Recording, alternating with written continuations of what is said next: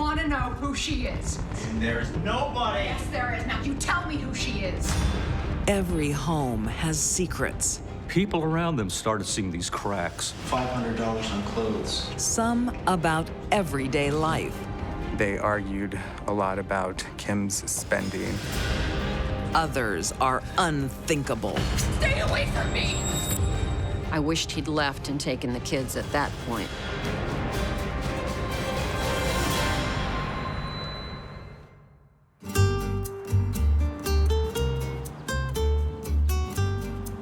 Calexico takes its name from its location, the border of California and Mexico. It's a rural area, extremely impoverished. The population is predominantly Hispanic. In 2006, new residents come to town, the Cano family. 37-year-old Kim convinces her husband Frank to leave Los Angeles for the desert life. They move to the upscale side of town. They purchased a 5-bedroom home in a brand new subdivision. The couple is raising 4 children. They're 3, and Kim's teenage daughter from her first marriage. Pass. Frank basically was just best husband. He would just go to work, come home, dedicated his time to his kids and his wife. But people around them started seeing these cracks. I've got chores for you. Yes, boss. Everybody had to do what she said, and they better hop to it. Frank lets her run the house. But one thing he won't give up is the job he loves as a California Highway Patrol officer, even though that means a 400-mile round trip to and from work.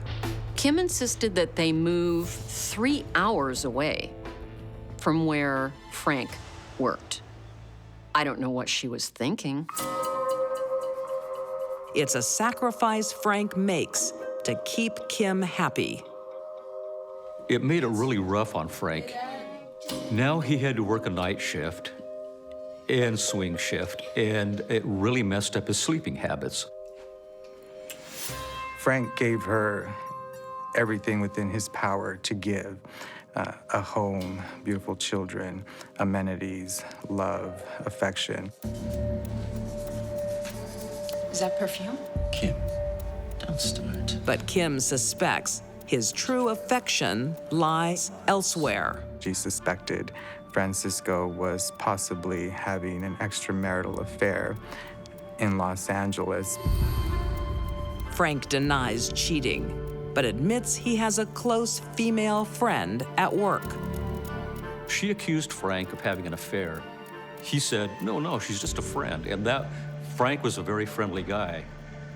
But from that point on, Kim was very suspicious about him. There is another problem in the home: Kim's spending. What's this? $500 on clothes. $200 on a purse. I needed them. Frank had a pretty good salary insofar as being a trooper. It was never enough for Kim. But I think if Frank had made $1 million a minute, it wouldn't have been enough for Kim. This has got to stop.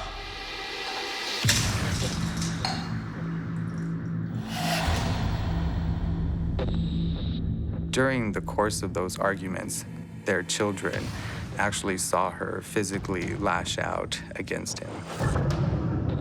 Frank keeps the abuse a secret. I wanted to confide in you. Kim doesn't. Frank's been beating her. Not Frank. Kim said that Frank was verbally and physically abusing her. Kim, what's wrong? Stay away from me! Everyone that knew Frank described him as a great guy. Kim described him as an alcoholic and abusive. I think Kim saw every man that way. Calexico, Southern California. I've just driven over 200 miles. Highway Patrol Officer Frank Cano is always exhausted from long shifts, miles of travel, and arguments at home. Now his wife Kim is out to smear him. I need you to come over. She calls his work supervisor. Frank was painting the bedroom. She said he was doing a sloppy job. She said, you know, Frank's been drinking, he's been yelling at me, he's made a mess here. I don't know what Kim was thinking, because if a law enforcement officer is convicted of domestic abuse, they cannot carry a gun. If they cannot carry a gun, they cannot be a law enforcement officer. I don't know what Kim thought was going to happen to that paycheck. See? He's a mess. Hey, buddy. You here to help? When Kim left, the supervisor said, Frank, maybe you better get marriage counseling. They never get a chance to visit a counselor. Oh, please hurry! I didn't know the cup was open. I didn't know. Just days later, on December 4th, 2006, He's gone. No! Frank is dead, the victim of a terrible accident. No! Kim says it should be her lying dead. She was about to end her own life when Frank tried to stop her. Now, Kim says she's so fed up, she's had it. She's gonna get that gun and commit suicide.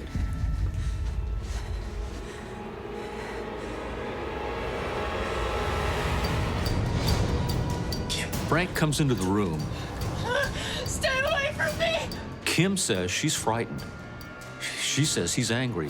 She aims the gun up at the ceiling, she says, closes her eyes and takes a shot.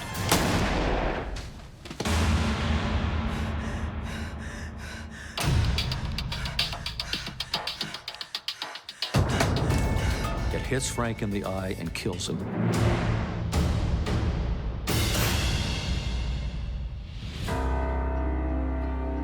Detective Julio Diaz starts investigating Kim's story and finds the couple has been constantly fighting, or at least one of them has. Kim could fly off the handle at times. She had kind of a short fuse. Stay away from me! At family get-togethers, Kim would launch into uncontrollable attacks against Francisco. Stay away from me!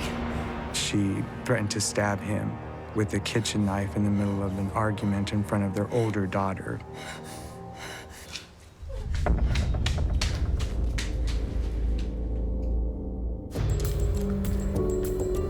I want to know who she is.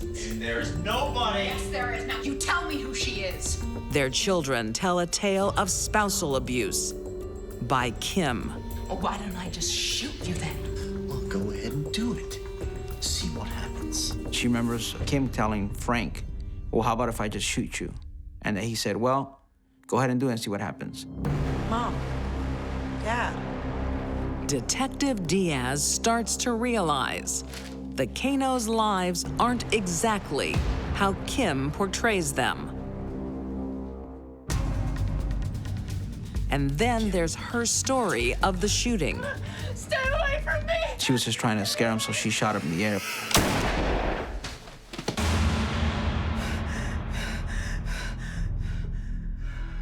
Forensic ballistics reveal the shot that kills Frank is carefully aimed at one place.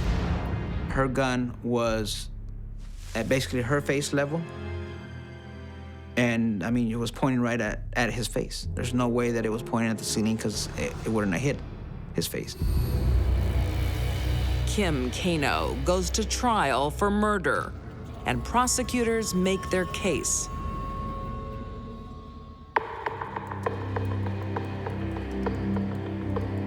The day Frank is killed, he's writing a love letter to his wife. Frank! Frank! She called out to him. I need you up here. He abruptly got up from the kitchen table and went upstairs to see what the problem was. The problem is an angry wife with a loaded gun. What's wrong?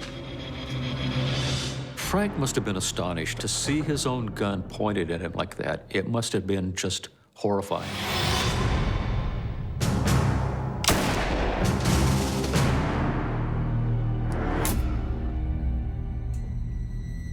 Kim claims the gun goes off by accident. She said it felt like a piece of paper when she pulled the trigger, but a ballistics expert testified that it actually took 12 pounds of force to pull the trigger. Did your father yell at your mom?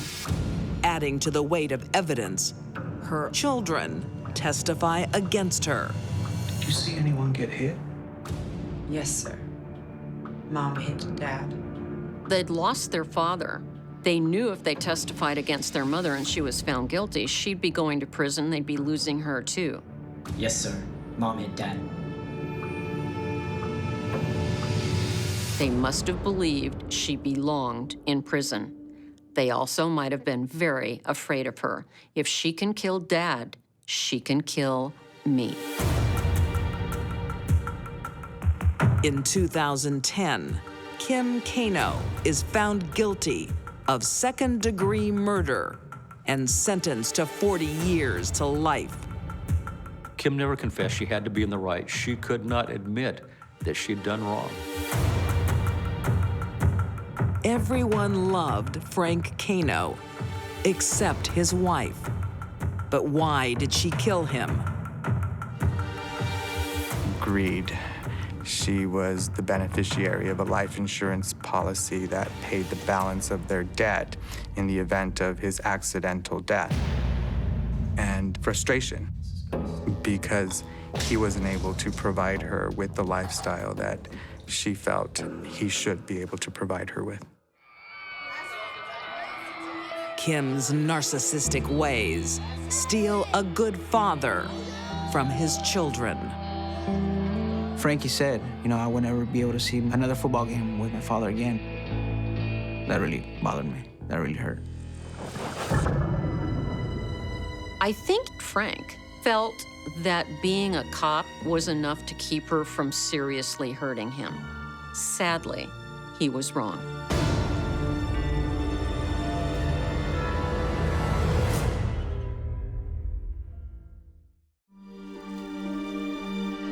When life doesn't go as planned, You don't care about them or me. Marie felt that Willie took advantage of her, used her.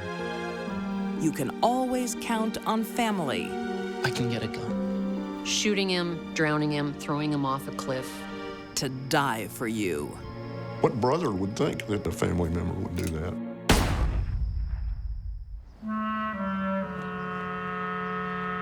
The Great Depression means life in the 1930s is a struggle for many. During the Depression, you could probably get someone killed, get their throat cut for 25 cents. So times were hard. But Illinois mother of four, 35-year-old Marie Porter, is luckier than most. Wait for dinner. But I'm so hungry. I know, but just... At least she can feed her family. Marie's description of their life on Beacon in the early 30s is somewhat almost idyllic. They take vacations every year.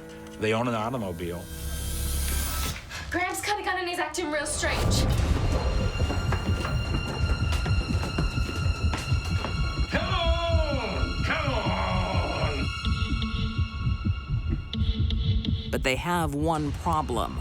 Hi, Dad. Marie's father, George. What are you doing? None of your business. He's emotionally unstable and getting worse. George had a revolver that he had used in his last job as a night watchman. Dad, do you want to give me the gun? Don't pet me.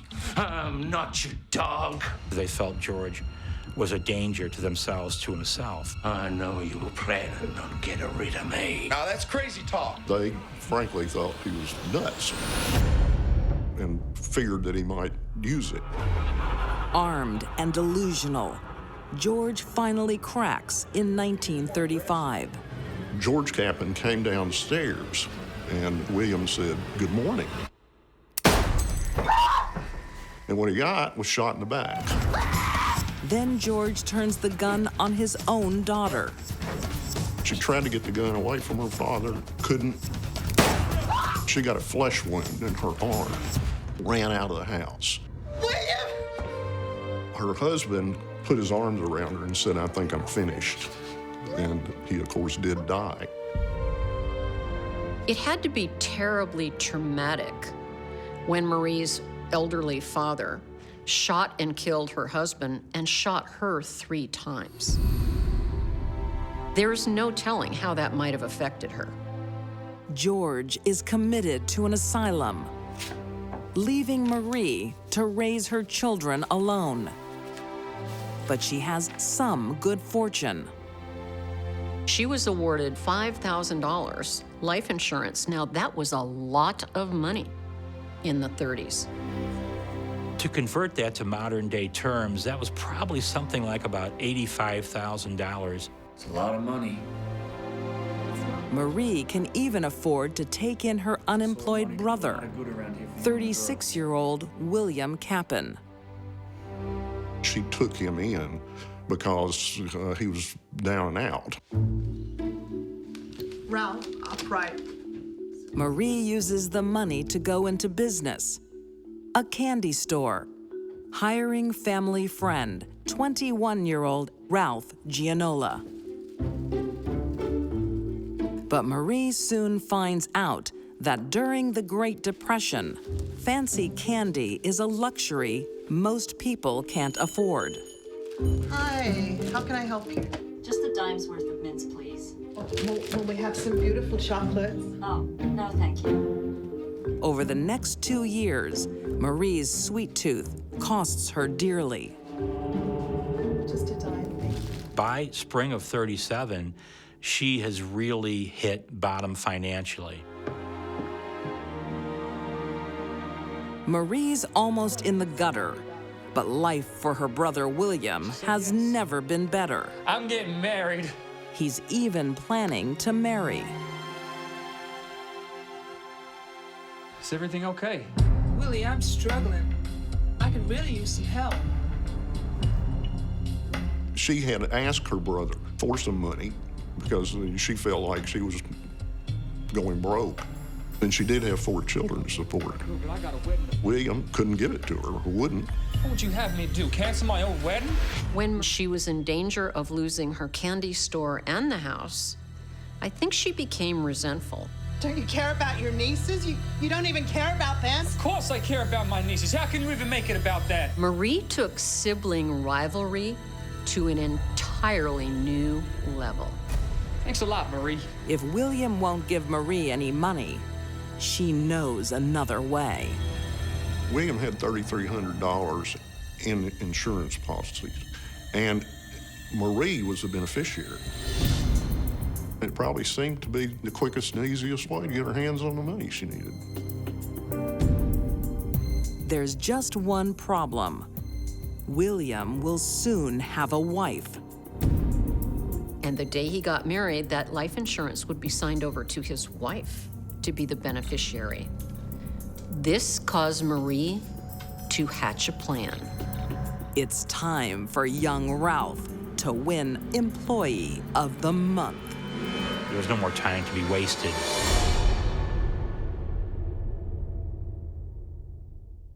Wow.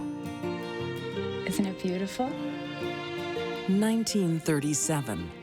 On the eve of their wedding, 38-year-old William Cappan and his fiancée prepare for their big day in St. Louis, Illinois. You got to be back here in 8 hours. They were making last-minute plans for their wedding the next day. You're lucky if I sleep at all. Like any young couple, I suppose, getting ready to wed, very happy. Big moment in their life. But as William plans the rest of his life, his sister Marie is plotting to end it. Marie convinces her young and gullible employee, Ralph, to help. I can get a gun. Marie was able to actually sit down with Ralph and discuss various ways to kill William. Or wood alcohol. Shooting him, drowning him, throwing him off a cliff. Bullet to the head. None of it was too bad for Marie. They have to decide quickly. And just, you have to get it done before the wedding. She offered Ralph $800 of the insurance money and kill him now. With just hours to go, Marie entices William out for a pre-wedding drink. Come on. I don't want any more whiskey.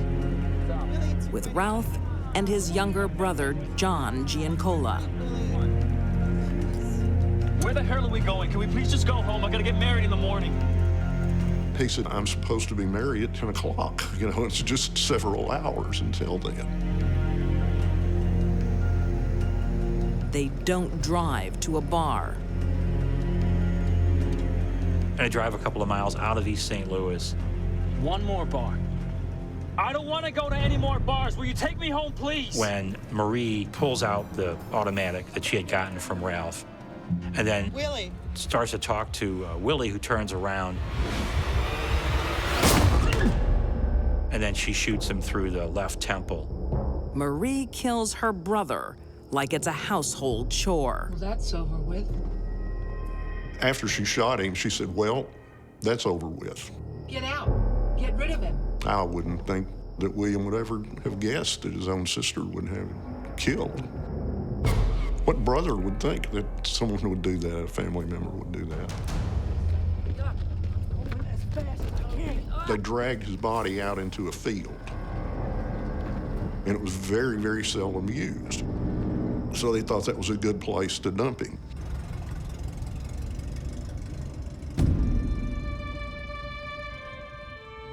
At 10 a.m. the next morning, Willie's bride is getting ready for her big day. That will never come. William's fiancée, Irene, was waiting for him to meet her at the house. He never showed up. And she had no way of knowing why. Must have been a horrible moment. Irene's heartbreak is complete when William's body is found dumped in a field. The tragic story grips the press and the community. But there will still be a wedding. One day after he had been murdered, a reporter went to Marie's house, and he described what he called it was all sorts of revelry, drinking, partying, music, loud music. Obviously a very good time. Hey, handsome. Are you Marie Porter? Yes, I am. I'm a reporter here about your brother Willie. Oh, yeah, Willie. Marie threw a wedding party for her 15-year-old daughter because, well, she didn't want things to go to waste that were supposed to be for William and Irene. Marie's opportunism rings an alarm for investigators. Because they seem to be having a big celebration, and here the brother is just been found with a bullet in his head. That was found in the car you rented. Can you explain that? They put the heat on her young employee, Ralph, who has a suspicious rash on his arm. Ralph had dumped William's body out in the field, and he got poison ivy on his arm. Police had noticed that there was a lot of poison ivy in that field. And when that was revealed to Ralph, then he began to spill beans. She did it. I was just the driver. A confession, bullet shells, and blood-stained clothes seal Ralph's fate. Pistol is in my shed in a cigar box. And he takes his brother and his boss with him. Ralph testified against her at trial. The jury found Marie and Ralph guilty of murder, and they were sentenced to be electrocuted. Marie showed no emotion. On January 28, 1938, Ralph Giancola dies in the electric chair. 10 minutes later, Marie Porter is executed for first-degree murder. Before she was executed, she said that she did not hold any malice toward anyone and said, "May God have mercy on my soul."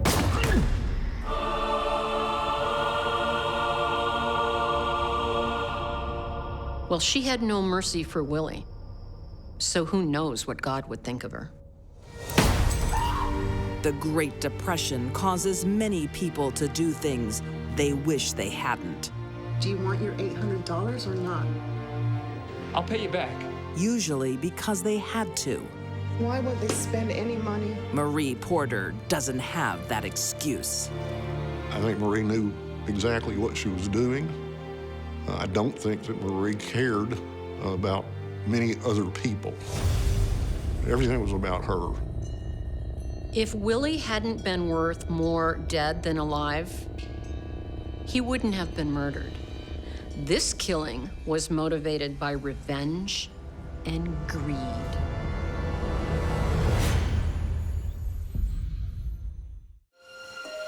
In the silence of darkness, Around 2:30, 3 o'clock in the morning, Taishi got up. a young woman's life changes forever. She was in the bathroom. She didn't see or hear anybody. She just heard a gunshot. A tragic mystery to a life that started with such promise. It's just abhorrent.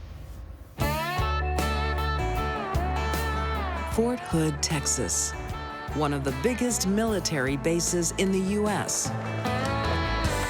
Its support town, Killeen, teams with young soldiers from all over the country, including 20-year-old Gary Prokop.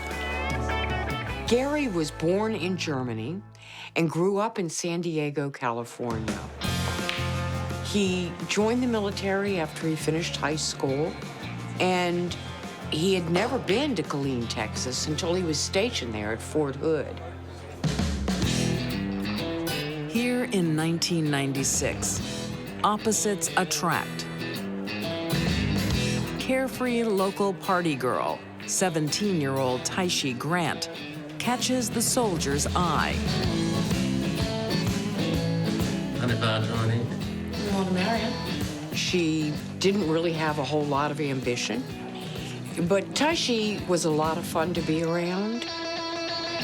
Gary came from a good family, graduated high school, and he didn't do drugs. The exact opposite of Taishi and her friends. What's your name? Tashi. But Gary can't resist Taishi's charms. Gary was new in the area. He didn't know anyone. He was probably a bit lonely being away from his family.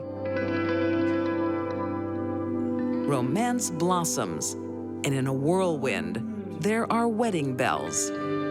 It's not unusual in Killeen to go ahead and make it official and be married, and then they can get the benefits from the military. Yeah, what I like waking up to. I'm surprised now. Military accommodation, medical insurance, a comfortable life. By marrying Gary, Taishi's fortunes instantly change. She must have seen Gary as someone who could give her something that she didn't have. And nothing cements a new marriage like a baby. What's it mean? You're gonna be daddy. At first, the relationship seemed to be going well. Gary might have thought there were no problems initially, but it was a little different for Taishi. Taishi hasn't really thought this through.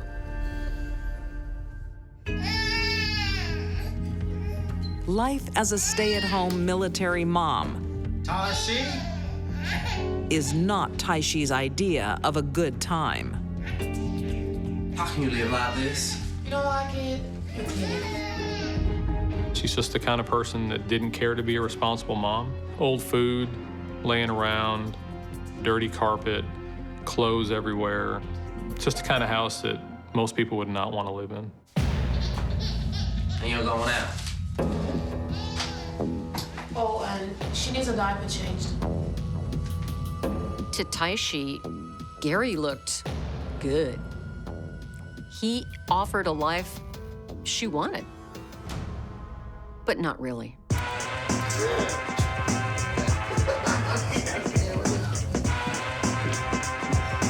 She wanted to do what she wanted to do. Taishi liked to party. She didn't really want to leave her friends and her druggy lifestyle behind. Taishi leaves Gary holding the baby while she plays around with an old high school sweetheart, 18-year-old Jacob Harris. That was what she really wanted. She was more committed to hanging out with her gang friends and her drug friends. Jacob Harris was one of them, her boyfriend. And that's what led to the animosity between her and Gary. Just a year into the marriage, Gary has had enough. Want to be a college boy? Taishi and her husband decided to divorce. Gary plans to move back home to California. Maybe it's best if you don't come back. Damn right. I think to Taishi, Gary represented a meal ticket. There's really no indication she ever even loved him. Gary's not only leaving Taishi, he's leaving the Army and losing all the benefits of being a soldier. You divorce him, you won't get nothing. When he left the Army, his health benefits would end.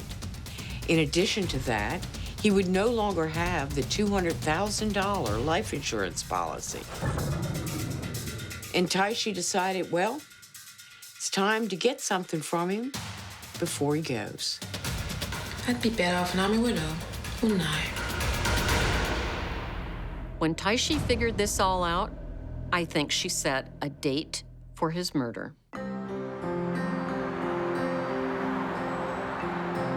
Killeen, Texas, 1998.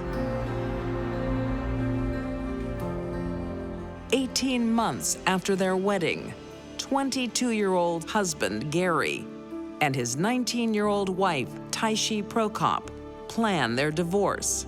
So she can stay with me at Easter? Yep, if I have her for Christmas. Yeah, sounds fair. And the future of their baby daughter.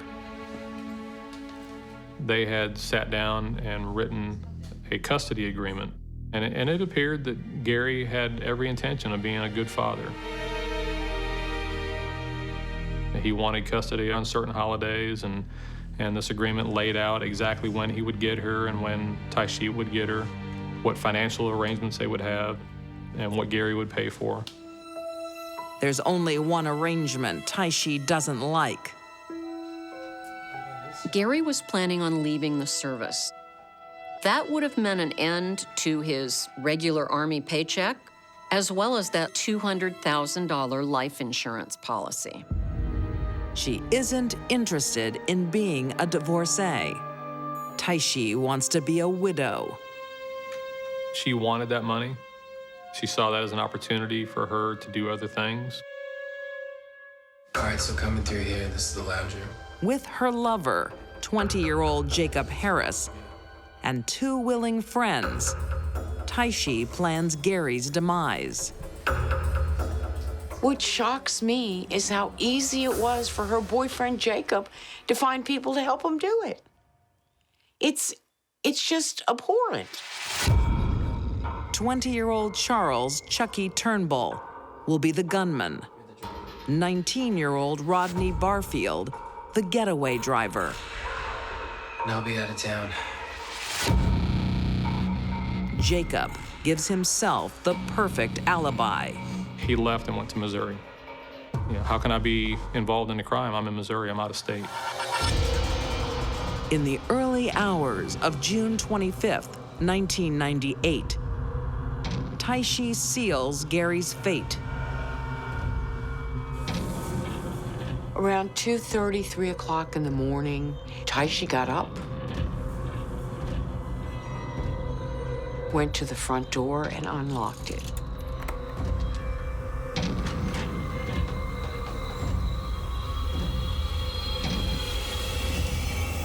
Chucky came into the house.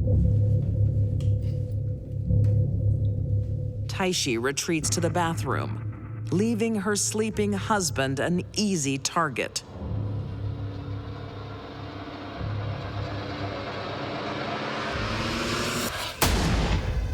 Chucky fired an assault rifle one time right into Gary's head and ended his life just like that. The murder of Gary Prokop was mercifully quick and painless. He was shot in the head while he was sleeping and never knew what happened. To complete the plan, Taishi needs to play a shocked bystander. The story that she relayed was that she was in the bathroom. She didn't see or hear anybody. She just heard a gunshot. She was scared and she fled the house. Help! Help! She just ran straight to her neighbors and called 911. Send the police! Someone shot my husband! But Taishi is a bad actor. Someone shot my husband! Send help! She was a suspect right away. Someone shot my husband! Send help! It sounded in the 911 call as though she was trying to force herself to cry or to sound like she was crying, but officers on the scene said that she wasn't crying at all, that they never saw tears. There's another red flag for investigators. She forgot to bring her baby with her. What kind of mother would leave their baby in danger? Taishi did, because she knew her baby was not in danger. But despite their suspicions, the police lack direct evidence, and for 3 years, Taishi gets away with murder. Everybody thought that her story probably was not legitimate, but they had nothing to go on. Then Sergeant Patrick Turk gets a break in the case, thanks to a police informant. One of my sources came to me at one point and said that he had information about this Prokop murder that had occurred in 1998, and he wanted to talk to me about it. The informant leads police to the getaway driver, Rodney Barfield. It was Tashi's idea. Chucky was the shooter. Filled with remorse, he cracks. I was the driver. Over the course of about 5 hours, he confessed his full involvement in the crime. He cried as he confessed. You got the gun? Yeah. He detailed all the roles of all the individual players in the crime. The more co-conspirators you have in any plan, eventually someone's gonna crack. Their house of cards collapses. Facing the death penalty, Taishi accepts a plea. The evidence was pretty compelling, but she never admitted her involvement in the crime, other than to accept a guilty plea. All the co-defendants are convicted. Charles Turnbull of capital murder.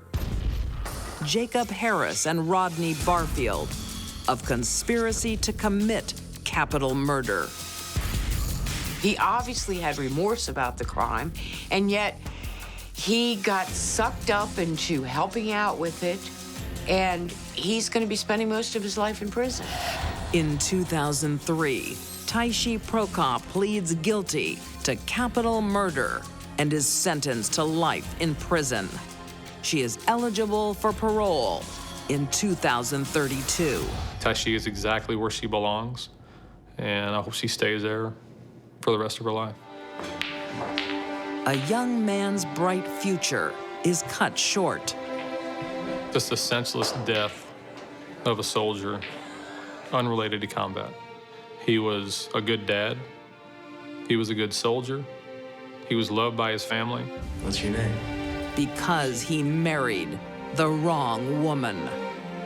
Taishi had little education and no career at the time she killed her husband. But a lot of women fall into that category, and they don't get featured on Deadly Women.